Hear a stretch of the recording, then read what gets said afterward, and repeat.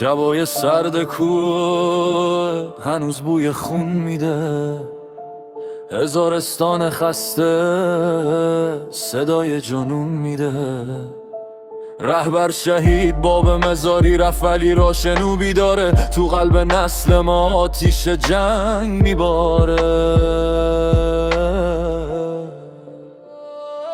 شفی و سرد کود بی حراس ایستاده بود، با دست خالی اما مثل مرگ آماده بود. خالق با چشمای خسته وطن صدا میزد، برای خاک مردم تا آخرش میجنگید. طوفان مثل رد توی میدان میغرید، دشمن از اسم او شب و خواب نمیدید.